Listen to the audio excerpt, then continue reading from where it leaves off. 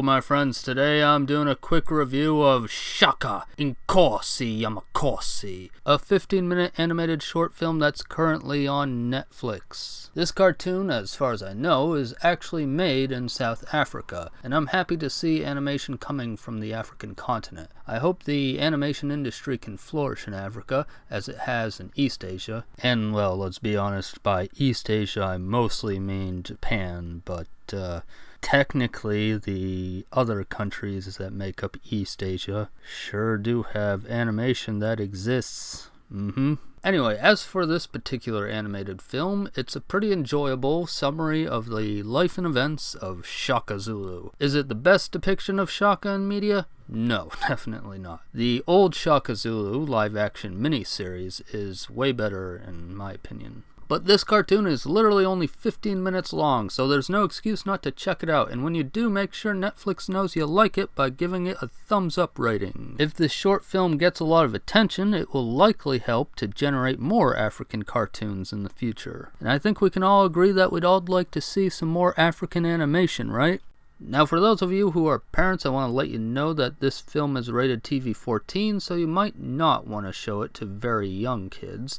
There's depictions of blood, murder, torture, and there's a few traditional bare-breasted women in some scenes. Though, having said all that, it's frankly all mostly mild cartoony stuff, except for the torture scene, which might actually be a bit intense for very young viewers. As for how historically accurate this film is, well, it's accurate enough. The major facts sounded correct as far as I can recall off the top of my head. But I'm pretty sure some creative liberties were taken for some things. Like, for example, I know Shaka had a rough childhood, but the torture scene did not seem accurate to me. In fact, the way they had him whipped looked a lot like a scene from the miniseries Roots. Which, by the way, this wouldn't be the first time a cartoon took inspiration from Roots. Looking at you, Lion King. Immediately after the whole whipping scene, they have this scene where boiling porridge is used to burn Shaka, and that too did not seem correct to me either. To try to fact check this, I skimmed through a book about Shaka's life called Shaka by Thomas Mofolo, and I looked through a handful of other sources as well. And yeah, I didn't see anything about whipping or burning porridge. But a lot has been written about Shaka over the years, so I can't say for sure that my quick fact-checking was enough to be completely conclusive, but chances are that scene was just the writer's dramatization of stuff. As for the book I mentioned, it states that several boys beat up Shaka many times, and at least one time an adult beat him. The old miniseries sticks closer to this book description, because in that series, instead of whipping and boiling porridge and all of that, there's an older boy who grabs a stone and smacks Shaka across the face repeatedly, which is brutal as hell, and also felt more original than that whole whipping scene. Anyway, in the grand scheme of things, it's not a super important detail to be worrying about, but I figured I'd mention it. And like I said, the more important facts of Shaka's life are present in this film. Other than that, I'll also point out that the film starts off with a boy in modern times, and his life is basically a framing device for the message that the film is trying to get across with its story about young Shaka.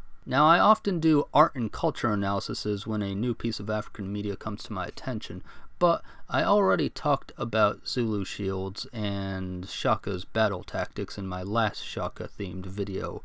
I also talked a bit, briefly, about the spear known as the assegai in an old Black Panther video. So for this film, that leaves Zulu fashion and architecture, and well, I could talk about that today, but I just don't feel like it right now. Maybe another day. The main point of this video was mostly just to raise awareness of a cool African animation. Oh, and since I mentioned Black Panther earlier, I might as well tell you that I saw the new trailer for Black Panther 2, and although I am hyped for it, the trailer only had a small amount of new African cultural content in there. So I decided not to do a video about it for now, but don't worry, I haven't forgotten that the Red Spirit Mask channel started with Black Panther, so future Black Panther videos on our channel is inevitable. Alrighty, that's all folks. I hope you enjoy Shaka iNkosi Yamakhosi, and if you're new to the channel, do yourself a favor and subscribe to the channel so that you can learn more about Africa. Thank you all for watching.